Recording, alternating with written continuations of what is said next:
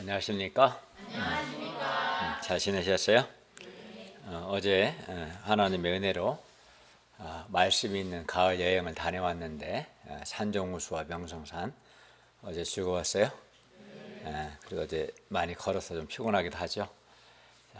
오늘 말씀 제목은 하나님의 복음의 제사장입니다. 말씀은 로마서 15장 14절에서 29절이고 요절 로마서 15장 16절 말씀을 같이 읽겠습니다. 15장 16절입니다. 시작. 이 은혜는 곧 나로 이방인을 위하여 그리스도 예수의 일꾼이 되어 하나님의 복음의 제사장 직분을 하게 하사 이방인을 제물로 드리는 것이 성령 안에서 거룩하게 되어 받으실 만하게 하려 하시니라. 은혜로우신 주님, 어제는 동역자들과 함께 말씀이 있는 가을 여행을 통해서 아브라함의 믿음을 배우고 또 하나님이 창조하신 자연에서 교제하게 해주셔서 감사합니다. 오늘 저희가 하나님을 예배하기 위해 이렇게 모였습니다. 우리의 드리는 예배가 성부 하나님, 성자 하나님, 성령 하나님을 기쁘시게 하고 영화롭게 하는 예배가 되게 하여 주십시오. 또 한 주간 우리의 많은 허물과 죄악이 있습니다. 예수님의 피로 용서해 주시고 우리 마음을 새롭게 해주시고 하나님의 말씀으로 복을 주시기를 기도합니다. 성령님께서 주의 말씀을 깨닫도록 도와주십시오. 예수님의 이름으로 기도했습니다. 아멘. 오늘 본문에서 바울은 자신이 하나님의 은혜로 이방인을 위하여 그리스도 예수의 일꾼이 되어 하나님의 복음의 제사장이 되었다는 것과 또 하나님의 복음의 제사장 직분을 어떻게 감당했는가를 증거합니다. 오늘 말씀을 통해서 오늘날 우리가 그리스도 예수의 일꾼이 되어 하나님의 복음의 제사장이 된 것이 얼마나 큰 은혜인가를 깨닫고 하나님의 복음의 제사장 직분을 우리도 기쁨과 감사로 충성스럽게 감당할 수 있기를 기도합니다. 여기에 꼭 들어갈 단어가 기쁨과 감사와 충성심입니다. 하나님의 복음의 제사장이 얼마나 영화롭고 아름다운 직분인가를 깨닫는 사람은 마음에 세 가지가 생겨 항상 기쁨과 감사와 충성심이 생깁니다. 14, 15절을 보십시오.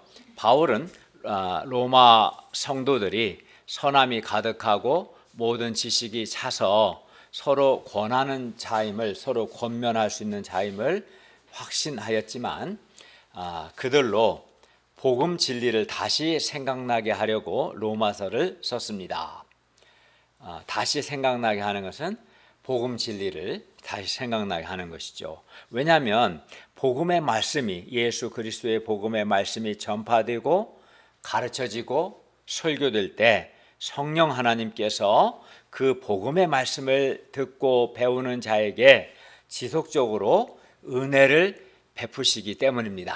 그러니까 우리가 살아계신 성령 하나님의 은혜를 지속적으로 누리려면 복음의 말씀을 듣고 배우고 또 이를 위해서 가르치고 전하는 것이 매우 중요합니다.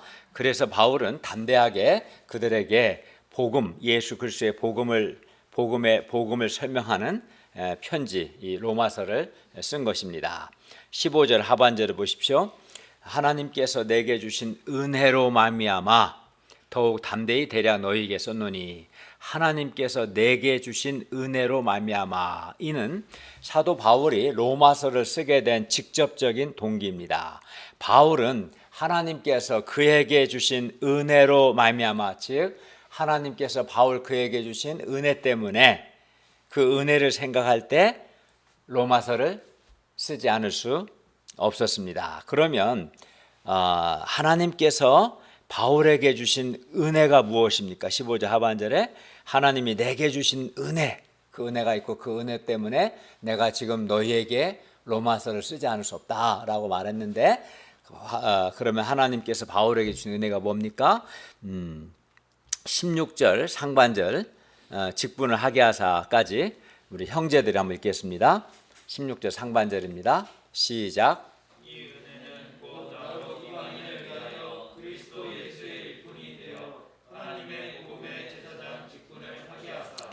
감사합니다. 하나님께서 바울에게 주신 은혜는 바울이 이방인을 위하여, 그래서 이방인은 이제 당시 기준으로 유대인이 아닌 사람을 이방인이라고 했는데 오늘날 이방인은 불신자들을 가리킨다고 볼 수 있습니다. 바울이 이방인을 위하여 그리스도 예수의 일꾼이 되어 하나님의 복음의 제사장의 직분을 하게 된 것, 이것이 하나님이 바울에게 주신 은혜입니다. 하나님께서 사도 바울에게 그리스도 예수의 일꾼이 되어 하나님의 복음의 제사장이 되게 하신 것, 이것이 하나님께서 바울에게 주신 은혜입니다. 바울은 그가 이방인을 위하여 그리스도 예수의 일꾼이 되어 하나님의 복음의 제사장이 된 바로 그것이 하나님께서 그에게 주신 은혜다라고 간증합니다. 바울은 이렇게 자신이 그리스도 예수의 일꾼이 된 것을 큰 은혜로 생각을 했기 때문에 바울은 그리스도 예수의 일꾼이 된 것에 대해서 마음에 큰 감사가 있었습니다. 바울은 그리스도 예수의 일꾼이 되어 하나님의 복음의 제사장 직무를 감당하는 것이 큰 은혜고 특권이라고 생각했습니다. 그리고 이렇게 사도 바울과 같이 그리스도 예수의 일꾼이 되어 하나님의 복음의 제사장이 되는 것을 큰 은혜라고 생각하는 사람은 어떻게 했어요? 마음에 뭐가 있어요? 이제 아까 서론에 말한 뭐가 있겠어요? 마음에 기쁨과 감사가 있고, 또 그리하여 하나님이 맡겨주신 복음의 제사장 직분에 대해서 충성하게 되는 거예요. 큰 은혜, 내가 그리스도 예수의 일꾼이 되어 하나님의 복음의 제사장이 된 것이 얼마나 큰 은혜인가, 큰 특권인가를 깨닫는 사람만이 마음에 기쁨과 감사가 생기고 복음의 제사장 직분에 대해서 충성하고자 하는 소원이 생깁니다. 그런데 많은 신자들이 구원의 은혜만을 하나님께서 주신 은혜라고 생각하는 경향이 있습니다. 또는 하나님께서 주신 어떤 물질적인 복이나 땅을 샀는데 10배가 올랐다, 100억을 벌었다 라든가, 아니면 장학금을 받았다, 또는 이렇게 좋은 안정된 직장에 취업했다거나, 또는 직장에서 연봉이 아주 많이 인상됐다거나, 또는 높은 지위에 오르거나, 또는 한마디로 말해서 사회적으로 성공한 것, 이와 같은 것들을 은혜로 생각하는 경향이 있습니다. 사람들이 내가 하나님께 크게 은혜 받았다 하면, 은혜 받았다와 크게 은혜 받으면, 크게 받으면 연봉도 더 많이 오르고 세상에서 이제 성공하고 출세하고 하는 일이 잘 되고, 이제 그렇게 생각하는 경향이 있죠. 그러나 바울은 지금 그런 말은 하나도 없어요. 자기가 그렇게 된 것을 은혜라고 하지 않습니다. 바울은 자기가 뭘 은혜라고 생각해요? 자기가 예수 그리스도의 일꾼이 되어서 하나님의 복음의 제사장이 된 것, 곧 하나님의 복음의 제사장으로서 하나님께 쓰임 받는 것 그 자체를 하나님께서 자기에게 주신 큰 은혜고 큰 특권이라고 생각했어요. 바울은 이렇게 그리스도 예수의 일꾼이 되어 하나님의 복음의 제사장이 된 것을 큰 은혜라고 생각했기 때문에 그는 그리스도 예수의 일꾼이 된 것에 대해서 늘 감사했고 또 감격했습니다. 바울은 특히 과거 하나님의 교회를 박해했던 박해자였기 때문에 하나님의 원수로 단 거죠.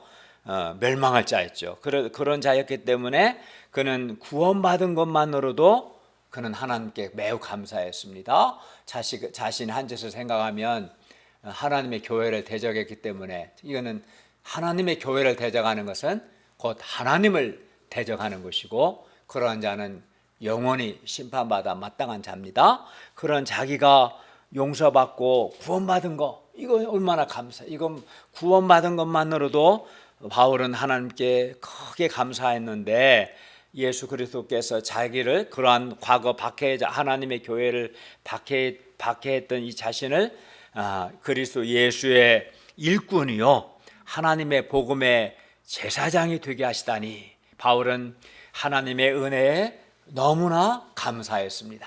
그러니까 하나님은 바울을 용서하실 뿐만 아니라 그에게 영광스러운 하나님의 복음의 제사장이요 그리스도 예수의 일꾼이 되게 하신 것이죠. 그걸 생각하니까 바울은 너무나 감사해서 그리스도 예수의 일꾼으로서 예수 그리스도께 일생 내가 이 은혜에 감사해서 예수 그리스도께 충성하고 해야겠다 이렇게 결단을 했고, 어떤 사람은 막 결단만 하고 실제 삶을 안 사는데 바울은 그렇지 않습니다. 결단했을 뿐만 아니라 결단한 그대로 실제로 그런 그리스도 예수께 충성된 삶을 일생을 살았습니다.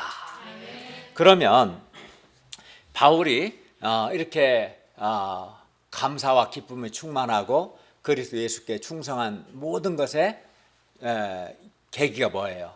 그가 그리스도 예수의 일꾼이 되어 하나님의 복음의 제사장이 된 것을 큰 은혜로 여긴 거죠, 사실은. 그러면 그리스도 예수의 일꾼이 되어 하나님의 복음의 제사장이 되는 것이 왜 큰 은혜입니까? 사람들은 별로 은혜로 생각하지 않는 사람이 많아요.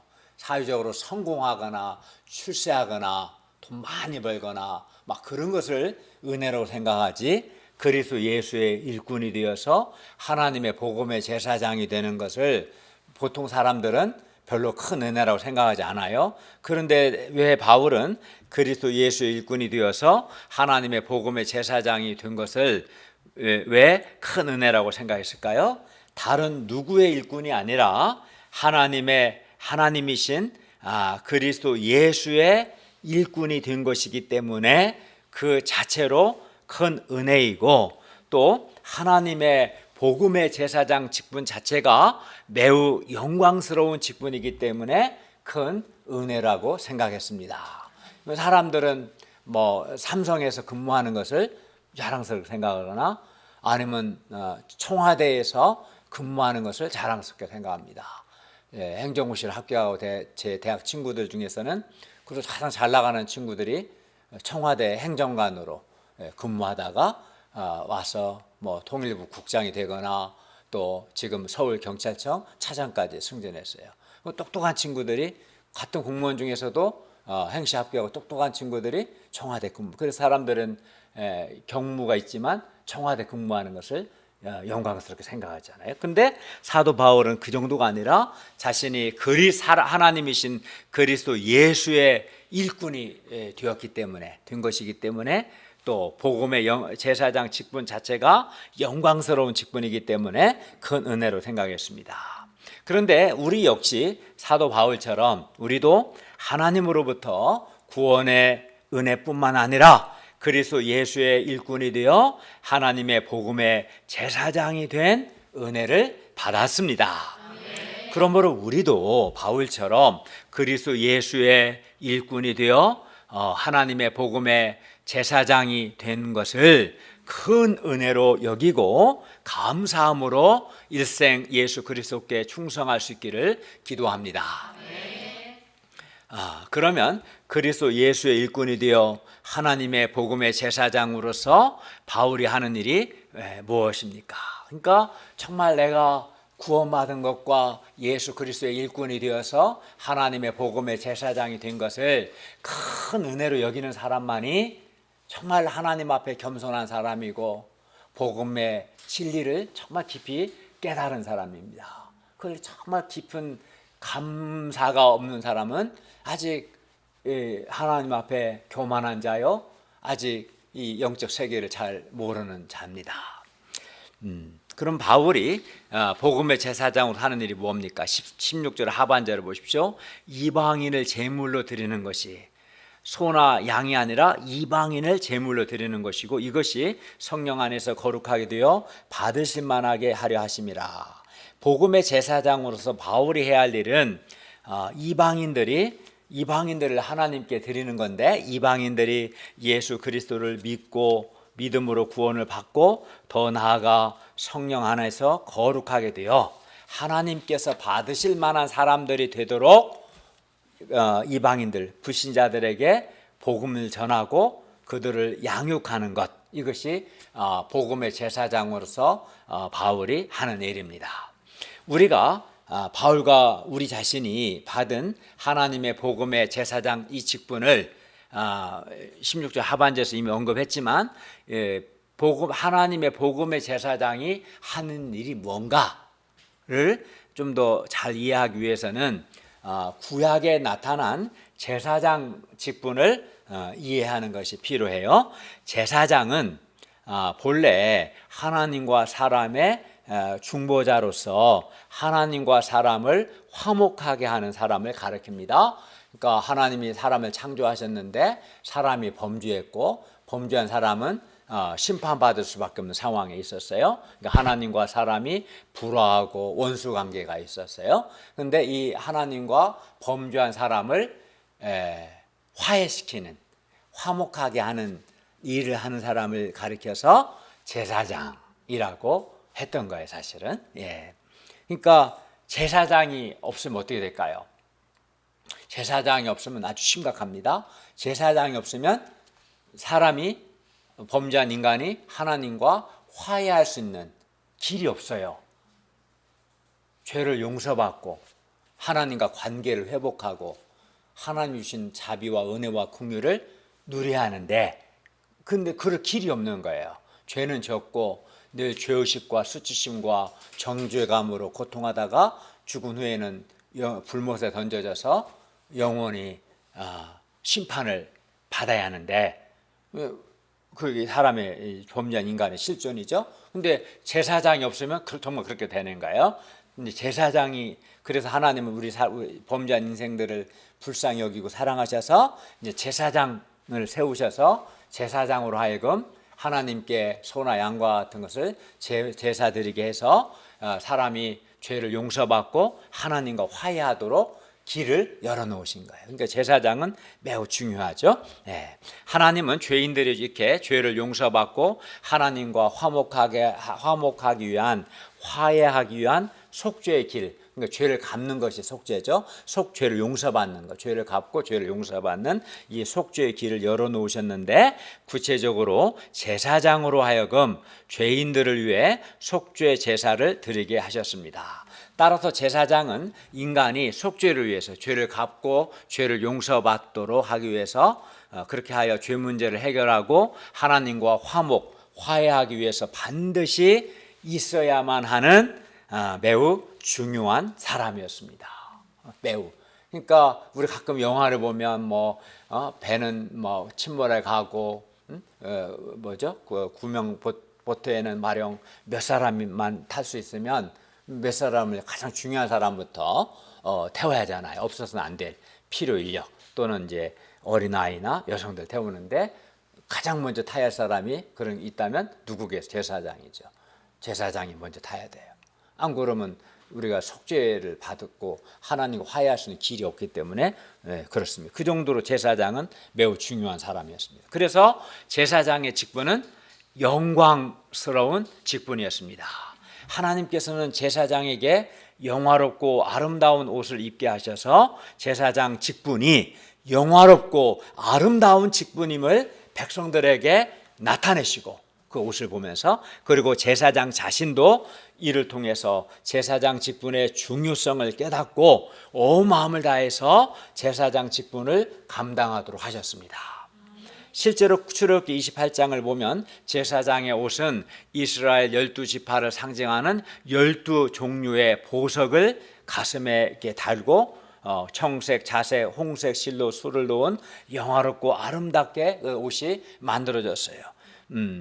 그러니까 12가지 종류의 보석을 옷에 달고 있는 사람은 제사장밖에 없어요. 예를 들어서 첫째 줄에는 황보석, 황옥, 녹주옥, 둘째 줄은 석류석, 남보석, 홍반호, 셋째 줄은 호박, 백만호, 자수정, 넷째 줄은 녹보석, 호만호, 벽, 다 보석 이름인데 이 보석으로 12지파 상징하는 보석으로, 그리고 아름다운 옷을 입게, 영광스러운 옷을 입게 하신 거죠. 그리하여 이스라엘 백성 중에 제사장 아론의 옷보다 더 영화롭고 아름다운 옷은 없었습니다. 왕이 입는 왕의 옷보다도 제사장의 옷이 더 영화롭고 아름다웠습니다. 왜냐하면 제사장의 직분은 하나님께서 보시기에 최고로 영화롭고 아름다운 직분이었기 때문입니다. 그러니까 하나님은 이 백성들에게나 제사장 본인에게나 제사장의 직분이 제일 중요하고 제일 영화로운 직분이라는 것을 알게 하기 위해서 그렇게 영화롭고 아름다운 옷을 입게 하신 것이죠. 제사장 직분이 하나님과 범죄한 백성을 화목하게 하는, 화해시키는 직분이라는 것과 영화롭고 아름다운 직분이라는 것은 구약과 신약이 똑같아요. 그러나 이제 구약과 신약의 제사장 직분이, 구약의 제사장 직분과 신약, 우리의 하나님의 복음의 제사장 직분이 다른 점도 있어요. 먼저 구약의 속죄는 불완전하고 일시적이었습니다. 그래서 범죄할 때마다 반복해서 양이나 송아지를 속죄 제사로 하나님께 드려야 했어요. 그리고 구약의 속죄는 양이나 소를 드려도 죄로 더러워진 우리의 양심을 완전히 깨끗하게 하지 못했고, 또 우리의 마음을 담대하게 하지도 못했어요. 속죄가 되긴 되지만 불완전했다는 거예요, 구약에서는. 그리고 구약 시대에는 아무나 제사장이 될 수 없었고, 하나님께 특별히 택함 받은 아론과 그의 자손들만 제사장이 될 수 있었습니다. 그러나 이제 예수님이 오셔서 이게 변화가 생겨요. 예수님은 십자가에서 자기 피로 단번에, 단 한 번에 영원하고 완전한 속죄를 이루시고, 뿐만 아니라 예수님 자신이 친히 하나님과 우리를 화목하게 하는 우리의 큰 대제사장이 되어주셨습니다. 그러니까 예수님은 단 한 번에 자기를 하나님께 십자가에서 드림으로 영원하고 완전한, 그러니까 제사를 이제 반복할 필요 없게 된 거죠. 단 한 번에 소나 양이 아닌 예수님 자신을 십자가에서 내어주심을 통해서 단번에 영원하고 완전한 속죄를 이루실 뿐만 아니라 예수님 자신이 이제 제사장이 되어주시. 그래서 구약의 제사장과 구별하기 위해서 예수님을 가리킬 때는 큰 대제사장 이렇게 표현해요. 예수님 자신이 큰 대제사장이 되어주셨습니다. 예수님께서 십자가에서 흘리신 피가 우리의 죄 용서를 위해서 예수님께서 십자가에서 피 흘리셨는데, 그 피가 우리의 양심을 깨끗하게 하고 우리로 담대히 하나님의 은혜의 보좌 앞에 나가서 때마다 하나님의 은혜를 얻게 하시고 살아계신 하나님을 섬기게 합니다. 그러니까 우리 죄를 위해 십자가에 피 흘리신 예수님을 믿고 예수의 피를 의지하는 사람은 양심이 죄의식과 정죄감으로부터 깨끗하게 되고 마음이 담대하게 돼서 언제든지 하나님께 나가서 하나님, 저를 용서하시고 저를 도와주세요, 저에게 은혜와 자비를, 긍휼을 베풀어 주세요, 담대하게 기도할 수 있고 때마다 하나님의 도우심을 누릴 수 있습니다. 이렇게 말씀 들을 때 자꾸 조는 사람은 못 누리겠죠. 그리고 이렇게 예수님께서 많은 사람의 죄를 담당하시려고 자기 몸을 단번에, 이 말은 단 한 번에 들이심으로 영원하고 완전한 속죄를 이루셨기 때문에 이제 더 이상 구약에 제사 드릴 필요가 없어요. 이제는 더 이상 양이나 소를 드릴 필요가 없는 거죠. 하나님의 복음의 제사장들은 이제, 우리는 이제 어때요? 구약의 제사장이 있고 큰 대제사장 예수님이 계시고, 우리는 복음의 제사장이죠. 하나님의 복음의 제사장들은 뭐 소나 양을 제사 드리는 게 아니라 이 예수님과 예수님의 복음을 전하기만 하면 됩니다.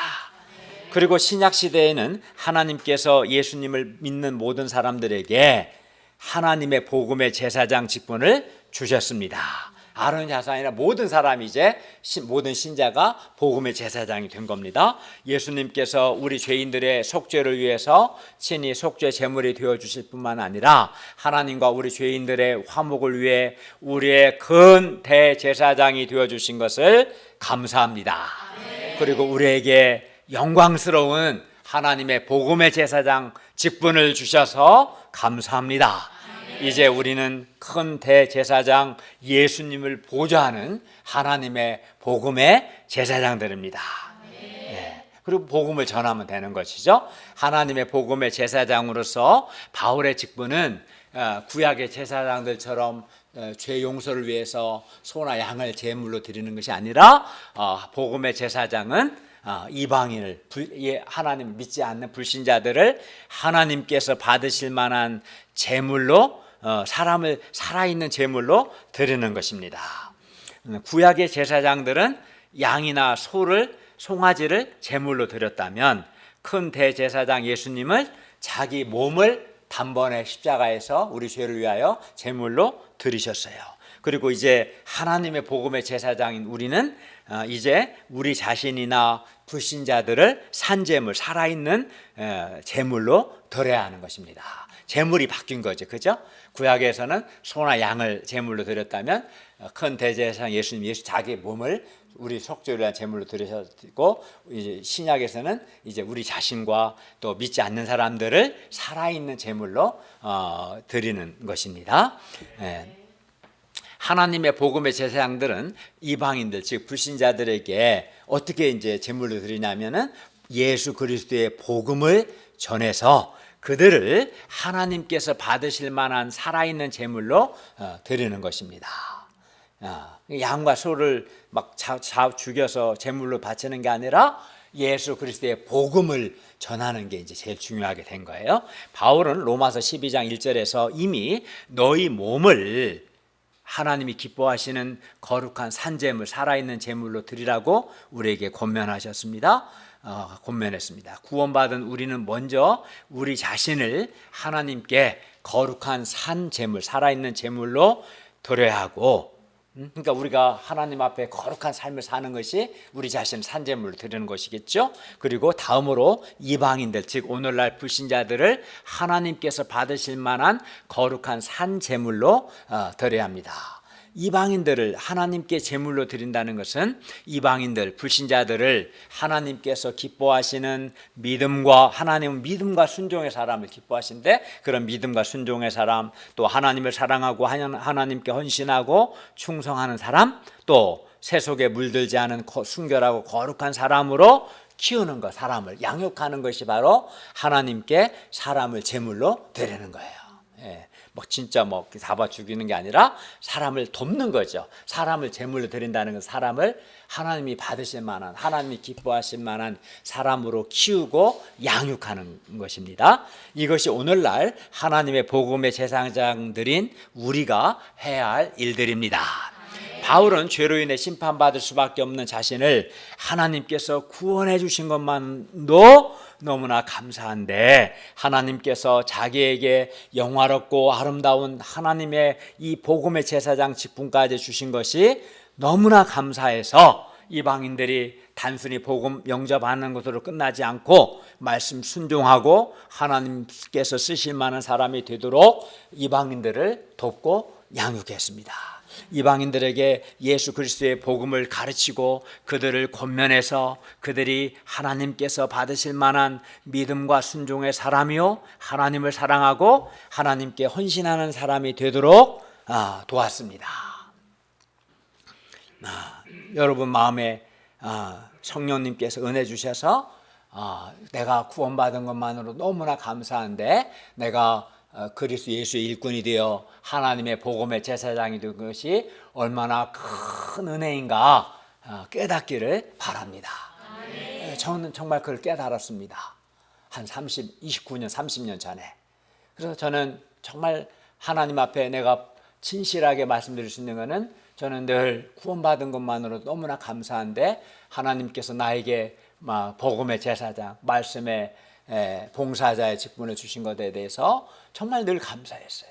늘 감사해서 그 은혜를 감당하고 충성하고자 예수 믿고 지금까지 일관성 있게 이런 삶을 살아왔습니다. 감사함으로. 그래서 정말 복음을 깨닫는 사람은 하나님 앞에 겸손하고 그러기 때문에 감사하고, 그러기 때문에 복음의 제사장으로 충성하고자 하는 소원이 생깁니다. 주께서 이러한 은혜를 여러분에게 주시기를 바랍니다. 오늘날 우리가 하나님의 복음의 제사장들로서 불신자들에게 복음을 전해서 그들이 예수님을 영접하고 하나님께서 받으실 만한 믿음과 순종의 사람이요, 하나님을 사랑하고 하나님께 헌신하는 사람이 되도록 하기 위해서는 많은 기도와 또 인내와 또 사랑의 수고를 해야 합니다. 한 사람이 구원받는데도 많은 인내와 기도, 사랑의 수고가 있고요, 그 기본적으로 교만하고 불신이 강하고 반발적이고 거칠고 이런 사람을 겸손하고 믿음과 순종의 사람으로 키우고 양육하는 게 쉽겠어요, 어렵겠어요? 유경 목사. 네, 매우 어렵습니다. 그래서 많은 기도와 인내와 사랑의 수고가 요구되죠. 그러나 굉장히 이거는 매우 귀하고 아름다운 일이죠. 게다가 복음의 제사장들은 복음을 전하다가 캠퍼스에서 학생들에게 무시와 또 배척을 당하기도 하고 오해를 받기도 합니다. 직장에서도 동료들에게 복음 전하다가 오해를 받기도 합니다. 우리가 참 멀쩡한 사람들인데 오해를 받을 때 자존심 상하고 그렇습니다. 그래야 이때 우리는 하나님의 복음의 제사장 직분이 정말 영광스럽고 아름다운 직분인가 하는 회의가 들기도 하고, 심하면 하나님의 복음의 제사장 직분을 영광스럽게 생각하는 것이 아니라 도리어 부끄럽게 아니면 부담스럽게 생각할 수도 있습니다. 왜냐하면 현실적으로는 많은 수고와 인내와 기도가 요구되고 또 요거도 먹고 배척당하고 오해받기가 십상이기 때문에 그렇습니다. 그러나 하나님은 하나님의 복음의 제사장 직분을 세상 그 무엇보다도 최고로 귀하고 영광스럽게 여기십니다. 왜 그렇을까요? 왜냐하면 세상에서 가장 귀하고 가치 있는 일은 죄로 죽어가는 영혼을 구원하여서 그를 하나님이 쓰실 만한 사람, 하나님께서 받으실 만한 사람으로 키우는 것이 가장 귀한 일이기 때문에 그렇습니다.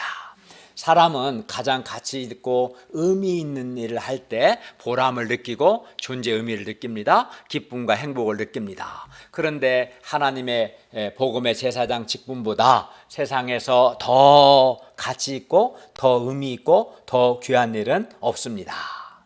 예를 들어 의사의 직분은 질병을 고치고 사람을 건강하게 돕기 때문에 보람이 있는 직분입니다. 그러나 의사가 고칠 수 없는 병이 많고 무엇보다 의사가 사람의 마음의 병, 특히 영혼의 병, 죄의 질병을 고치지는 못합니다. 그래서 의사의 직분이 귀하긴 하지만 하나님의 복음의 제사장 직분만큼 아름답고 영광스러운 직분은 아닙니다.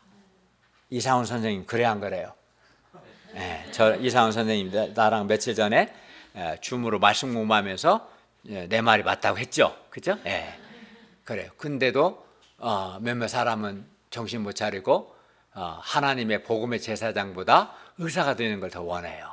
뭘 못 깨닫는 거죠, 그죠? 이상원 선생님 그래 안 그래요? 그죠? 깨달아야 하는데 의사보다 하나님의 복음의 제사장의 직분이 영광스러운 직분이다 알아야 합니다. 몇 년 전 부장판사였던 제 친구는 저에게 판사는 법정에서 죄인들이 거짓말하는 것을 들어야 하고 말도 안 되는 거짓말을 맨날 하는데요. 저한테 그러더라고요. 결국 죄인들을 정죄해야 하는데 저에게 강 목자님은 사람의 영혼을 구원하는 일, 사람을 살리는 일을 하기 때문에 정말 귀하다 이렇게 말했습니다. 하나님의 복음의 제사장은 죄인들에게 예수 그리스도의 복음을 전해서 그들이 구원받고 그들이 하나님과 화해하도록 하는 직분이기 때문에 정말 영광스럽고 아름다운 직분입니다. 하나님의 복음의 제사장 외에 누가 이 위대한 일을 할 수 있겠습니까? 죄로 인해 영원히 심판받을 우리에게 구원의 은혜뿐만 아니라 가장 영광스럽고 아름다운 하나님의 복음의 제사장 직분을 주신 하나님께 감사와 찬송을 드립니다. 우리도 바울처럼 우리가 예수 그리스도의 일꾼이요 하나님의 복음의 제사장 된 것을 큰 은혜로 여기고 기쁨과 감사로 하나님의 복음의 제사장 직분을 감당할 수 있기를 기도합니다. 그리하여 중앙대와 숙대 학생들에게 그리고 직장 동료들에게 예수 그리스도의 복음을 전해서 그들을 하나님께서 쓰실 만한 믿음과 순종의 사람들, 하나님을 사랑하고 하나님께 헌신한 사람들로 키워낼 수 있기를 기도합니다. 1904년 영국의 에드워드 7세 왕은 구세군 운동의 창설자인 윌리엄 부스를 버킹엄 궁에 초대했습니다. 에드워드 7세는 윌리엄 부스의 복음 전파와 그의 사랑의 수고에 대해 깊이 감사하고 그에게 사인을 해달라고 부탁했습니다. 보통은 왕이 사인을 해주는 법인데 도리어 에드워드 7세가 윌리엄 부스에게 사인을 부탁했던 겁니다. 이때 윌리엄 부스는 다음과 같은 유명한 말을 기록했습니다. 위대한 폐하시여, 어떤 사람의 야망은 예술입니다. 어떤 사람의 야망은 명성입니다. 어떤 사람의 야망은 황금입니다. 그러나 폐하시여, 나의 야망은 사람들의 영혼 구원입니다. 여러분의 야망은 무엇입니까? 온 천하보다 더 귀한 한 영혼에게 예수 그리스도의 복음을 전해서 그를 구원하고 그를 하나님이 받으실 만한 사람으로 키워내는 것이 우리의 거룩한 야망이 될 수 있기를 바랍니다. 바울이 예수 그리스도 안에서 하나님의 일에 대하여 자랑하는 것이 있었습니다. 그것이 뭡니까? 18절 19절 상반절을 보십시오. 그리스도께서 이방인들을 순종하게 하기 위하여 나를 통하여 역사하신 것 외에는 내가 감히 말하지 아니하노라. 그 일은 말과 행위로, 표적과 기사의 능력으로, 성령의 능력으로 이루어졌으며, 바울은 지금 자기 업적을 자랑하는 것이 아닙니다. 바울은 예수 그리스도께서 이방인들을 순종하게 하기 위해서 바울 자신을 통해서 역사하신 것, 자신이 예수 그리스도께 쓰임받은 것을 자랑하고자 합니다. 바울은 그리스도를 자랑하고 자신이 그리스도께 쓰임받은 것을 자랑합니다.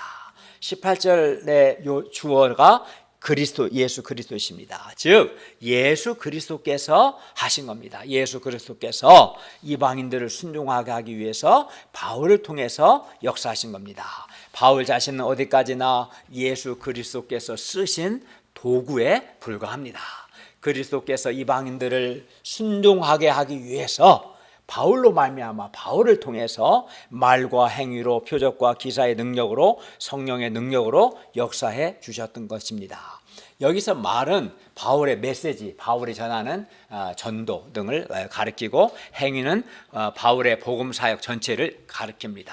우리는 여기서 중요한 사실 하나를 배우게 됩니다. 그것은 우리도 사도 바울처럼 이방인들, 즉 불신자들을 순종하게 하는 하나님의 복음의 제사장 직분을 감당하면 성령 하나님의 능력, 살아계신 성령 하나님의 능력이 우리의 말과 행위에도 나타난다는 겁니다. 그래서 복음을 전하는 사람은 살아계신 하나님의 성령의 능력을 경험하게 됩니다. 성령 하나님의 능력을 경험하게 됩니다. 어떤 사람은 자기는 능력이 부족해서 하나님의 복음의 제사장 직분을 행할 수 없다고 말합니다. 그러나 이는 아주 크게 잘못된 생각입니다. 저도 과거 이런 생각한 적이 있었어요. 그러나 이건 잘못된 생각입니다. 우리가 하나님의 복음의 제사장 직분을 감당하고자 해야 우리가 성령 하나님의 능력을 체험합니다. 내가 능력이 부족해서 못하는 게 아니라 그렇지 않습니다. 저는 정말 그랬습니다. 정말 하나님의 복음의 제사장 직분을 감당하려고 하면 성령 하나님의 능력이 나타나는 겁니다. 그리고 이는 복음의 제사장, 하나님의 복음의 제사장들에게 주어진 특권입니다. 그러니까 우리가 사람을 돕기 위해서는 그 기도도 해야 하고 말씀도 가르치고 여러 수고를 해야 하는데 그 과정에서 성령 하나님의 능력을 체험하게 되는 겁니다. 저도 많이 체험했습니다. 그러니까 먼저 복음의 제사장 직분을 하고자 순종하는 게 중요한 겁니다. 정말 참 신앙생활은 재밌습니다. 즐겁습니다. 물론 고난도 있지만, 왜냐하면 살아계신 하나님의 능력을 체험할 수 있기 때문에 그렇습니다. 가만히 있는 사람 못 체험합니다. 내가 주님께 순종하고자 하면 살아계신 하나님의 능력을 체험하게 돼요. 그리고 우리가 그리스도 예수의 일꾼이 되어 하나님의 복음의 제사장 직분을 기쁨과 감사로 충성스럽게 감당하고 하나님을 기쁘시게 하고 또 성령의 능력도 체험하고 그래야 영화롭고 아름다운 삶을 살 수 있기를 바랍니다. 19절 하반절을 보십시오. 그리하여 내가 예루살렘으로부터 두루 행하여 일루리군까지 그리스도의 복음을 편만하게 전하였노라. 일루리군은 지금의 알바니아로 봅니다. 편만하게 전한다는 말은 가득 채웠다는 뜻입니다. 바울은 예루살렘으로부터 두루 행하여 일루리군까지 이방인들에게 예수 그리스도의 복음을 편만하게 전했습니다. 20절 21절을 보십시오. 바울은 예수 그리스도의 이름을 부르는 곳에서는 복음을 전하지 않기를 힘썼는데 이는 남의 터 위에 건축하지 아니하려 했기 때문이고, 남이 다 기초를 닦았는 데다가 건물 지으면 얌체 같잖아요. 그렇게 하지 않고 또 주의 소식을 받지 못한 사람들에게 복음을 전하려 했기 때문이었습니다. 22절에서 29절은 바울 자신의 앞으로의 계획입니다. 바울의 계획인데 먼저 22, 23절을 보십시오. 바울이 전에 로마에 가려고 했었는데 길이 여러 번 막혔어요. 요즘은 코로나 때문에 못 가죠. 독일 프라이버그의 윤호아 선교사님 저한테 프라이버그 다 모시라고. 프라이버그는 독일 남쪽에 있거든요. 거기서 쭉 내려가면 로마가 나온다고. 목사님 로마도 봐야지 않겠습니까? 오라고. 근데 코로나 때문에 지금 못 갑니다. 어쨌든 바울이 로마에 여러 번 가려고 했었는데 막혔습니다. 그리고 이제는 이 지방 지금 바울은 고린도에 있거든요. 고린도에 일할 곳이 없고 또 여러 해 전부터 언제든지 서바나로 갈 때 로마에 가고 싶었습니다. 그래서 지나가는 길에 그러니까 서바나로 지나가는 길에 로마에 들러서 로마 성도들과 교제하고 기쁨을 가진 후에 로마 성도들의 보냄을 즉 파송을 받아서 서바나로 가고 싶었어요. 그러나 25절에 보면 이제는 성도를 섬기는 일로 먼저 로마가 아니라 예루살렘에 먼저 가고자 했어요. 이는 마게도냐와 아가야 사람들이 예루살렘 성도 중 당시 예루살렘에 큰 기근이 있었거든요. 그래서 예루살렘 성도 중 가난한 사람들을 위해서 헌금을 했는데 그 헌금을 바울이 예루살렘 성도들에게 전달하기 위해서였습니다. 27절을 보십시오. 저희가 기뻐서 하였거니와 또한 저희는 그들에게 빚진 자니 그러니까 저희는 누구겠어요? 마게도냐 아가야 사람들 이방인 신자들이죠. 그들은 저희는 그들 즉 예루살렘 신자들에게 빚진 자니 만일 이방인들이 그들의 영적인 것을 나눠 가졌으면 이방인들이 예루살렘 신자들의 영적인 것을 나눠 가졌으면 육적인 것으로 그들 예루살렘에 있는 성도들을 섬기는 것이 마땅하다라고 말합니다. 여기서 영적인 것은 예수님 믿고 구원받은 영적 축복을 의미합니다. 이방인들이 영적인 것, 곧 예수 믿고 구원받은 것은 유대인 신자들이 전해준 복음 때문이었습니다. 그래서 이방 신자들은 그들에게 복음을 전해준 이 유대인 신자들에게 빚을 지고 있는 거예요. 분명히 말하죠. 저희는 그들에게 빚진 자다. 빚을 지고 있다라고 말합니다. 따라서 이제는 이방인 신자들이 육적인 것, 그 물질로 또는 헌금으로 유대인 신자들, 성도들을 섬기는 것이 마땅하다고 바울은 말합니다. 그리고 이렇게 함으로써 이방인 크리스천들과 예루살렘 크리스천들 사이에 교제와 하나됨이 이루어집니다. 그리고 이방 크리스천들은 구원 역사의 뿌리가 예루살렘인 것을 인정합니다. 갑자기 하늘에 떨어진 것이 아니라 예루살렘 신자들이 흩어져서 전해준 복음을 듣고 우리가 구원받았다라는 사실을 인정하게 되고 믿음의 역사성을 갖게 됩니다. 또 유대에 있는 예루살렘 신자들은 크리스천들은 어려운 가운데서 물질 지원 헌금을 한 것을 받음으로써 이방인 성도들의 사랑을 느끼고 또 이방 선교를 마음으로부터 영접하고 기도할 수 있게 되었습니다. 그러니까 유대인 신자들과 이방 신자들이 하나가 된 거예요. 교제도 하게 되고 이를 통해 우리는 영적인 것을 빚진 자는 즉 영적인 것을 나눠 가졌으면 육적인 것으로 섬기는 것이 마땅하다는 것과 헌금은 성도의 교제와 성도의 하나됨을 이루는 중요한 수단이라는 것을 배웁니다. 그러므로 우리 역시 영적인 것을 빚진 자는 육적인 것으로 섬기는 것이 마땅합니다. 그리고 헌금을 통해 성도의 교제와 하나됨을 이루어야 합니다.